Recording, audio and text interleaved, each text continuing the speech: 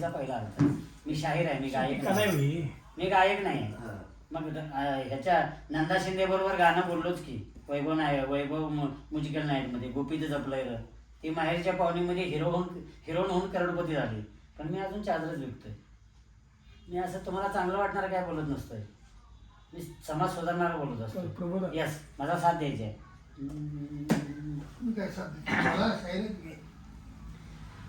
शिवरायांच्या छायेखाली माझ्या शिवरायांच्या छायेखाली कधीच नव्हती वान, कधीच नव्हती वान. आणि आनंदानं नांदत होते, अहो आनंदानं नांदत होते हिंदू मुसलमान. आनंदानं नांदत होते हिंदू मुसलमान. शिवरायांच्या छायेखाली, शिवरायांच्या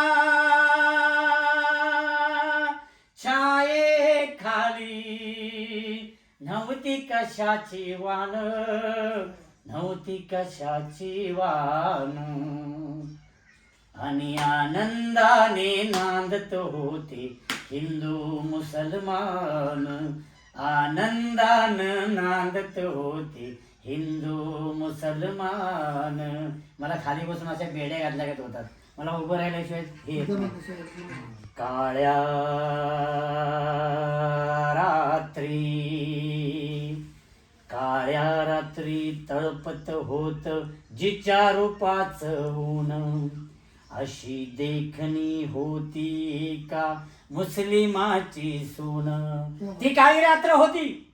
छत्रपती शिवाजी महाराजांच्या समोर एक मुस्लिम तरुणाची, मुस्लिमाची सून, ती कोण होती? कल्याणच्या सुभेदाराची सून होती. छत्रपती राजाला बदनाम करण्याचा डाव होता. रात्रीचे 12 वाजले होते, सोसाट्याचा वारा होता, पाऊस होता आणि ती सुंदर स्त्री, वामनदादा कर्डक वर्णन करतायत, ती स्त्री एवढी सुंदर होती की काळ्या रात्री सुद्धा तिच्या सौंदर्याचं तेच चमकत होतं. आताचा आसाराम बापू असता, आताचा खरात असता तर त्याने काय केलंय, त्याने काय केलं असतं हे मी सांगण्याची गरज नाही. माझ्या छत्रपती शिवरायांचा खरा इतिहास हा सांगितला पाहिजे. माझ्या राजानं काय म्हटलं गेलं, वामनदादाकडे पुढे काय लिहितात. काळ्या काळ्या रात्री, काळ्या रात्री तळपत होत तिच्या रूपाचं ऊन. अशी देखणी होती का मुस्लिमाची सून. माझा राजा त्या तरुणीला काय म्हणला, त्या कल्याणच्या सुभद्राच्या सुनीला काय म्हटला? त्या तरुणीला,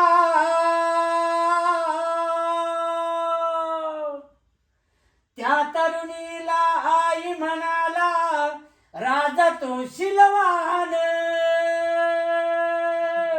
माझा राजा तो शिलवान, राजा तो शिलवान.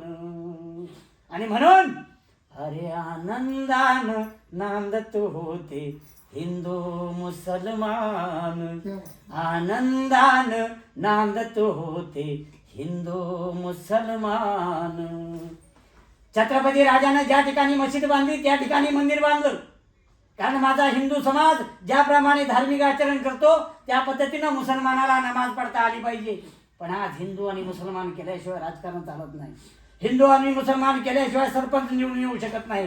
हिंदू आणि मुसलमान केल्याशिवाय पंचायत समितीचा सभापती बनू शकत नाही. हे चॅलेंज आहे रफिक पटेलचं. अरे जाती धर्माच्या भिंती तोडून माणूस म्हणून एकत्रित या. तुम्हाला जात दिसणार नाही, माणूस दिसेल. माणसामध्ये जात आहे, ती जर बाहेर गेली तर माणूस म्हणून आपण. माझी मागणी आहे, माझ्या घराच्या शेजारी जो डांबरीकरण आहे ते 5 वर्ष नाही झालं तरी चालेल. माझा बाप, माझी माऊली, तिचा गुडघा फुटला तरी चालेल.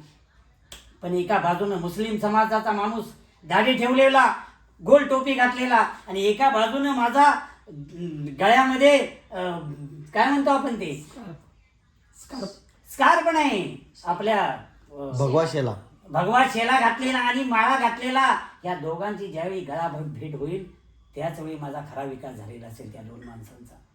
आज दाढीवाल्याला बघून टिळावाल्यांचं चेहऱ्याचा हावभाव का होतो, टिळावाल्यानं दाढीवाल्याला बघितलं त्याचा हावभाव का म्हणतो. ह्या माणसाला जिवंत ठेवण्याचं काम करायचं आहे. आणि म्हणून माझ्या राजाने काय केलं, काळ्या रात्री बांधित होता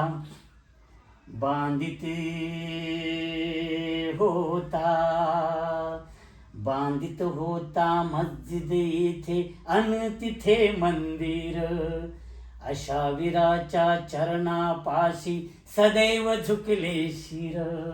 काय शिर झुकले, अशा वीराच्या पुतळ्यापाशी, अरे अशा वीराच्या पुतळ्यापाशी सदैव झुकते मान, माझी सदैव झुकते मान, सदैव झुकते मान. आणि आनंदान नांदत होते हिंदू मुसलमान, आनंदान नांदत होते हिंदू मुसलमान. शेवटी या शाहीर रफिक पटेलची तुम्हाला विनंती आहे, जातीच्या नावानं राजकारण समाजकारण करणाऱ्यांचं बाबांनो सगळे भगवे सगळे निळे सगळ्या पक्षाचा झेंडा हातात घ्या, पण माझ्या माणसाला बाजूला ठेवा. एक माझी विनंती आहे, एक फकीर म्हणून, शाहीर म्हणून, वामनदादा कर्डकांचा पुजारी म्हणून, अण्णाभाऊ साठेंचा वारसदार म्हणून आणि अमर शेखचा वारसदार म्हणून तुम्हाला विनंती करतोय हात जोडून. ती विनंती काय आहे, हरे आनंदान नांदू द्यार माझा हिंदू मुसलमान.